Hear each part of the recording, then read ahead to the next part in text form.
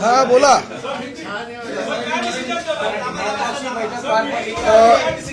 प्रामुख्याने महाराष्ट्रातील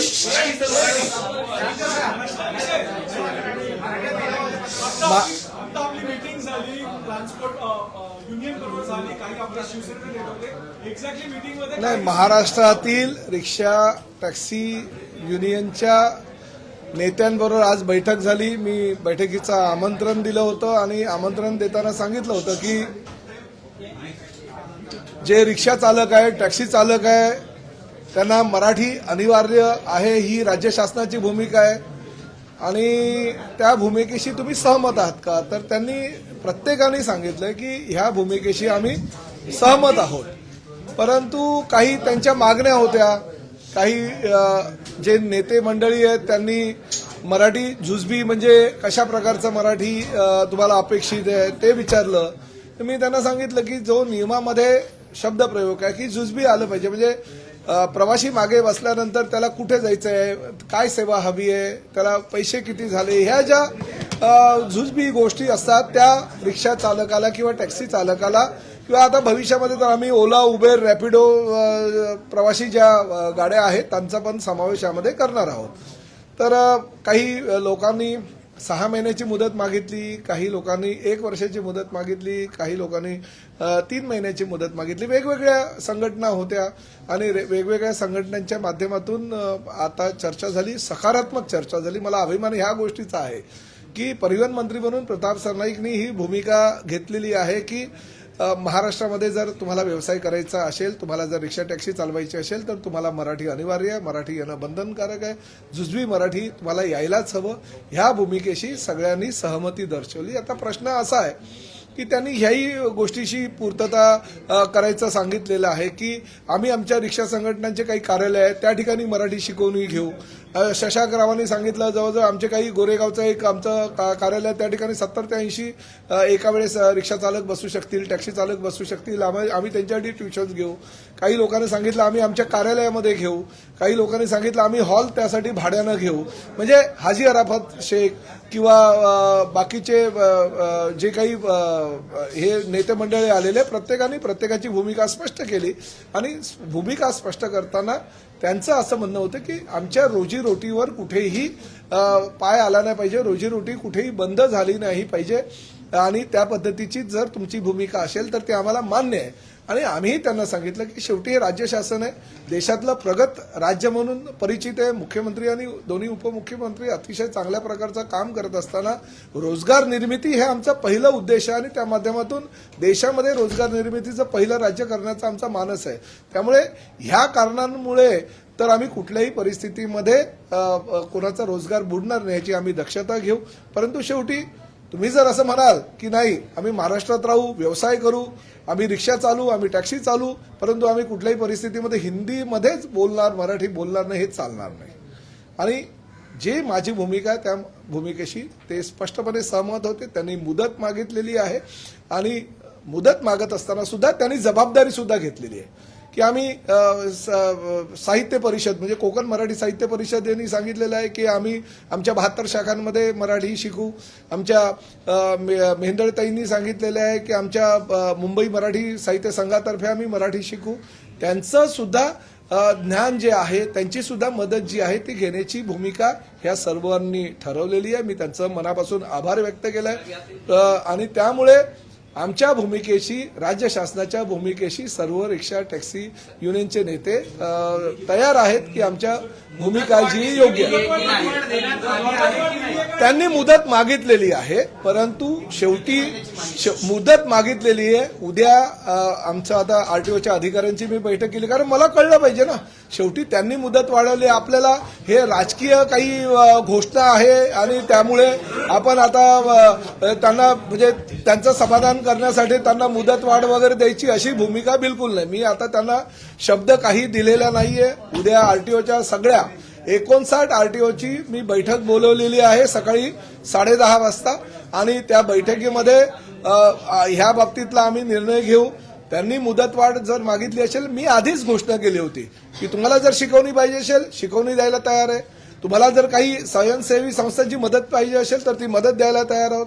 तुम्हाला जर मुदत पाहिजे असेल तर ती आम्ही मुदत द्यायला तयार आहोत, परंतु मुजोरी चालणार नाही. आम्ही व्यवसाय करू, धंदा करू, परंतु आम्ही मराठी बोलणार नाही. ही जर भाषा तुमची असेल तर ती भाषा परिवहन मंत्री म्हणून मी सहन करणार नाही. त्यांना त्यांची भूमिका जी आहे, आता मुदतवाढ दिलेली नाही, परंतु त्यांना मी सांगितलेलं आहे की सकारात्मक आम्ही भूमिका घेऊ. फक्त उद्या आमची आरटीओच्या अधिकाऱ्यांच्या बैठकीमध्ये त्या बाबतीतला आम्ही निर्णय घेऊ आणि पुढे करू. एक गोष्ट मी तुम्हाला सांगतो, मुदतवाढ ही त्यांनी मागितलेली आहे, आमची द्यायची तयारी आहे, पण फक्त आता किती वेळ द्यायचा, किती काळासाठी द्यायचा. कारण काय, मग मुदतवाढ संपणार नाही. कारण आजच्याच बैठकीमध्ये कोणी 3 महिन्याची मागितलेली आहे, कोणी 6 महिन्याची मागितलेली आहे, कोणी 1 वर्षाची मागितलेली आहे. शेवटी आम्हालाही ठरवावं लागेल हो, फक्त ही राजकीय घोषणा नको. उद्या जर 3 महिने झाले, 6 महिने झाले आणि कोणी मराठी बोललाच नाही तर आम्हाला शेवटी पकडणार सर्वसामान्य जनता हे आम्हाला. परंतु माझं आपल्या माध्यमातून जनतेला सुद्धा आव्हान आहे आणि त्यांनी सुद्धा तीच भूमिका मांडली.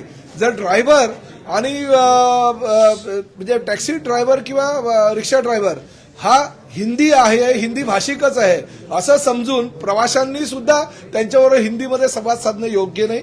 जबाबदारी प्रवाशांची सुद्धा आहे. प्रवाशांनी सुद्धा त्यांच्याबरोबर मराठीमध्ये संवाद जर साधला तर 70% काम इकडेच आमचं संपेल. 15 ऑगस्ट पर्यंत त्यांना मुदतवाढ देण्याचा निर्णय आहे का? 6 महिन्याचा किंवा 3 महिन्याचा काही कालावधी देण्याची सरकारची भूमिका आहे? नाही, आम्ही वेळ देऊ, योग्य ती वेळ देऊ. ह्या बाबतीतला निर्णय उद्या मी घेईल. परंतु शेवटी काही आता बघा, मी मीरा भाईंदरच्या लोकप्रतिनिधींनी पत्र दिलं होतं आणि त्या पत्राच्या अनुषंगानं मी माहिती घेतली. मीरा भाईंदरला रिक्षा परमिट तपासणी 3066 झालेली आहे. म्हणजे 1 महिन्यापासून आम्ही ही मोहीम केली तर 3066 रिक्षा परमिट तपासणी आम्ही केलेली आहे. मराठी ज्ञान नसलेले त्यामध्ये 499 आम्हाला हे चालक मालक आढळलेले आहेत आणि मराठी ज्ञान असलेले 2567 आहे. म्हणजे 16.27% आजपर्यंतचा जो रिपोर्ट आहे त्याच्यामध्ये मराठी ज्ञान नसलेले रिक्षा चालक मालक आहे. म्हणजे आम्हाला हे कळलंय की आता बाबा एवढ्या संख्येपैकी एवढी जी पर्सेंटेज आहे ती लोक हिंदी भाषिक, म्हणजे शासनाला सुद्धा त्यांची भूमिका ठरवत असताना ह्या गोष्टींचा सारासार विचार करावा लागेल. मीरा भाईंदरला हिंदी भाषिक जास्त आहे, त्या ठिकाणी पर्सेंटेज आहे. ठाण्याला हिंदी भाषिक कमी आहे, कल्याण डोंबिवलीला हिंदी भाषिक कमी आहे, मुंबईला काही क्षेत्रामध्ये हिंदी भाषिक जास्त आहे तर काही ठिकाणी कमी आहे. आम्हाला हे सगळं नॉलेज जे आहे आमच्या आरटीओच्या अधिकाऱ्यांच्या माध्यमातून उद्या मिळेल आणि त्यासाठी आम्ही ती उद्याची बैठक लावू. नाही, बघा, मुदतवाढ काही लोकांनी 3 महिन्याची मागितली आहे, काही लोकांनी 6 महिन्याची मागितली आहे, काही लोकांनी 1 वर्षाची मागितली. आता किती मुदतवाढ द्यायची हा आता आम्ही उद्या निर्णय घेऊ. शेवटी मुदतवाढ दिल्यानंतर त्या मुदतीच्या कालावधीमध्ये ते झालंही पाहिजे ना. फक्त बैठक घ्यायची आणि मुदत मागायची, पण काही त्यातनं शक्य जर होणार नसेल तर ते नाही. आता शेवटी ही काय राजकीय घोषणा नाही. महाराष्ट्रामध्ये आणि मराठी भाषेमध्ये मराठी भाषेचा प्रचार आणि प्रसार व्हावा ही राज्य शासनाची भूमिका आहे. परिवहन मंत्री म्हणून माझी भूमिका आहे आणि मला आनंद ह्याच गोष्टीचा आहे की प्रत्येकाने परिवहन मंत्री म्हणून माझी जी भूमिका आहे ती मान्य केलेली आहे की मराठीमध्ये व्यवहार होणं गरजेचं आहे. फक्त ते जुजवी मराठी असलं पाहिजे. म्हणजे महाराष्ट्रामध्ये जर व्यवसाय करायचा असेल तर मराठी अनिवार्य आहे. ही जी माझी भूमिका आहे त्या भूमिकेशी सगळे जी नेते मंडळी आता आलेली ती सहमत आहे. मुदतवाढचा निर्णय नेमका कधी होणार आहे आणि कुठल्या उद्या ह्या संदर्भात मी बैठक घेतोय आणि त्या बैठकीनंतर निर्णय घेतो.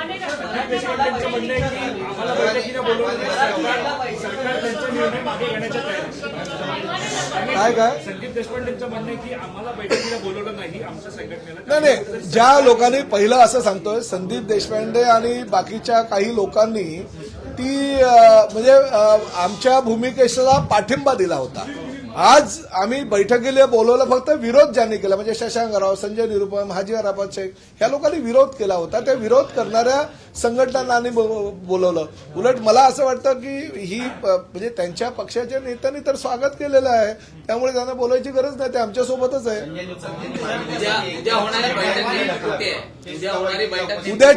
उद्या आमच्या परिवहन भवनमध्ये ही बैठक आहे. उद्याच्या बैठकीमध्ये त्या बाबतीतला आम्ही निर्णय घेऊ.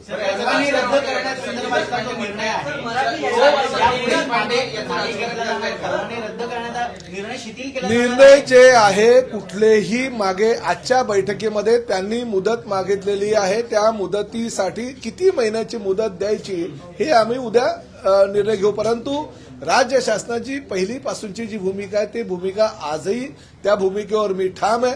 माझं आजही असंच म्हणणं आहे, महाराष्ट्रामध्ये व्यवसाय करायचा असेल तर मराठी अनिवार्य आहे.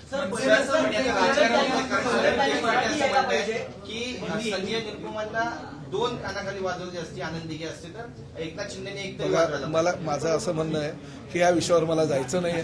मूळ मुद्दा बाजूला राहील आणि काहीतरी तिसराच मुद्दा मध्ये येईल.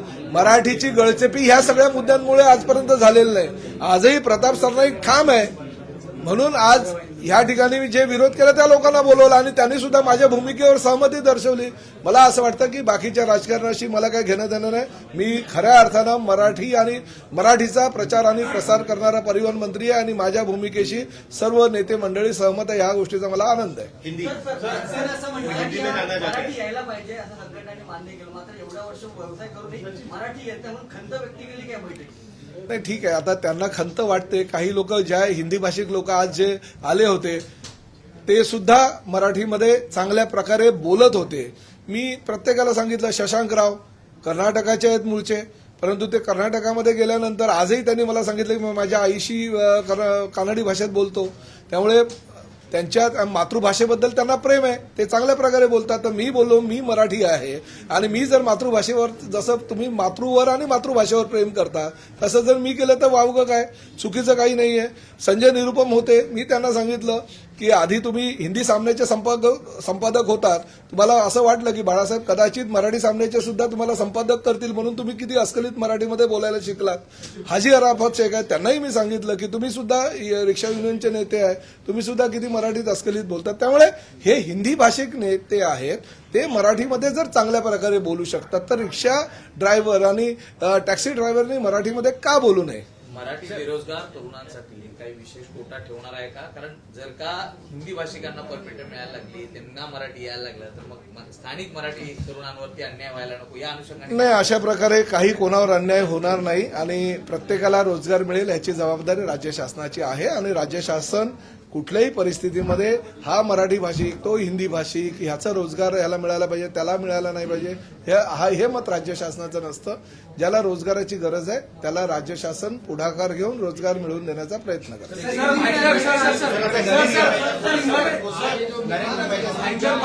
जमिनीचा विषय आहे, त्यामध्ये तुमच्यावर पुन्हा एकदा नरेंद्र मेहतांनी आरोप एक गोष्ट सांगू का, मी ह्या भूमिकेवर ठाम आहेत. आता हा मुद्दा नरेंद्र मेहतानीच घेतलाय ना आणि त्यांनीच पत्र दिलं, त्याच पत्राच्या आधारे हे सगळी आमचा म्हणजे जे मीरा भाईंदरला रिक्षा परमिट तपासणीची जी मोहीम आहे त्यांच्याच पत्रानुसार चालू केलं. त्यांनी दिलं पत्र आणि त्यानुसार ती मोहीम चालू केली. त्यामुळे कुठला तरी मुद्दा डायव्हर्ट करण्यासाठी जर कोणी काही करत असेल ना, मी अशा लोकांना भीक घालत नाही. आणि मी स्पष्टपणे सांगतो, बऱ्याच लोकांना असं वाटत होतं हे पुढे जाणार, हे मागे फिरणार, हे आता काय मराठीचा मुद्दा सोडून देणार. प्रताप सरनाईक ठाम आहे या भूमिकेवर.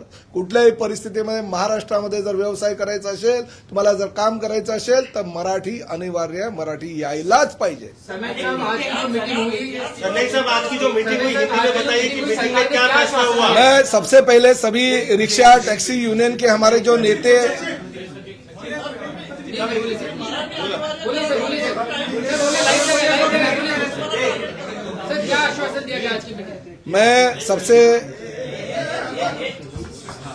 मैं सभी हमारे रिक्शा टैक्सी संगठनों के जो प्रतिनिधि हैं उनका दिल से स्वागत करता हूं.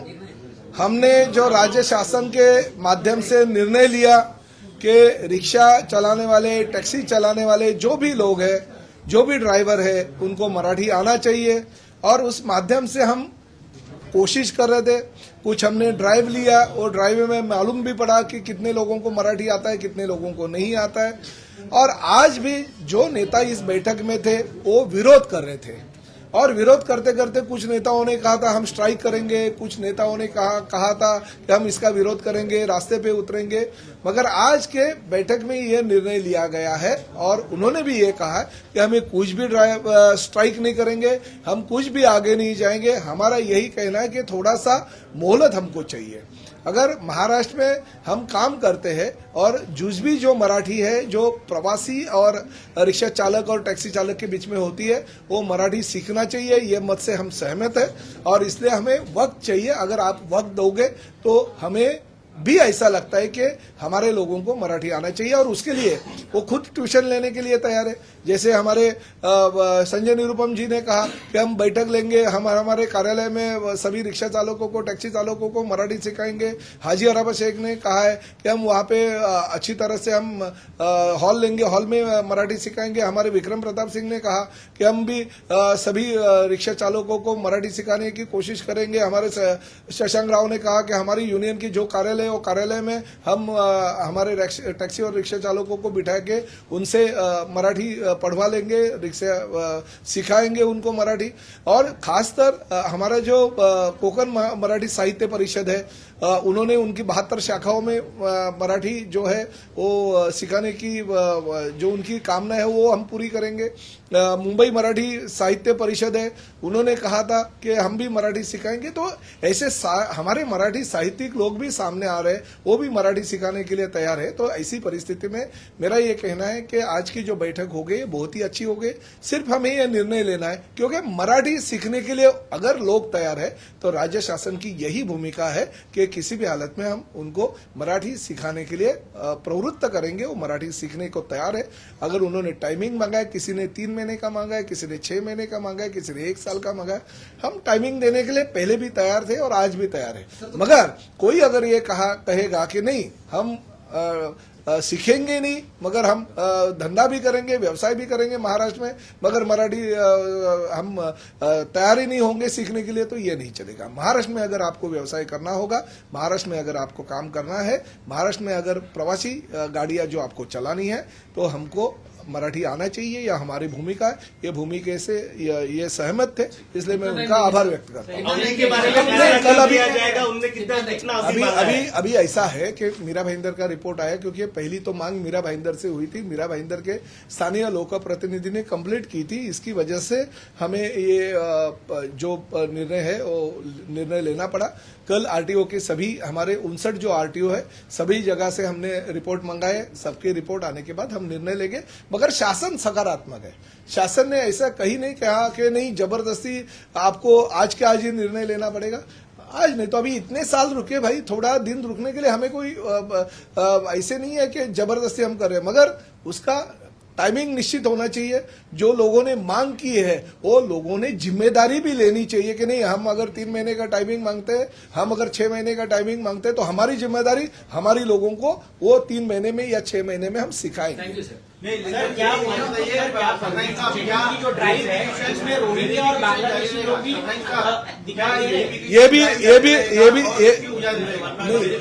ये भी मैं आपको यही कहना चाहता हूं कि ये सिर्फ मराठी का ये अलग मुद्दा है, मगर जो आरटीओ की जिम्मेदारी है, अगर गलत तरीके से कोई अगर डॉक्यूमेंट्स लिए हैं जिसमें रोहिंग्या बांग्लादेशी या कुछ गलत लोग हैं जिन्होंने कंप्लेंट आई है, 1-1 के 6-6 8-8 परमिट है, तो इसकी जो जानकारी है वो तो हमारी चेकिंग तो रेगुलर होती रहती है और उसके ऊपर हम कार्रवाई करते ही रहते हैं। तो रोहिंग्या बांग्लादेश है क्या ऐसे?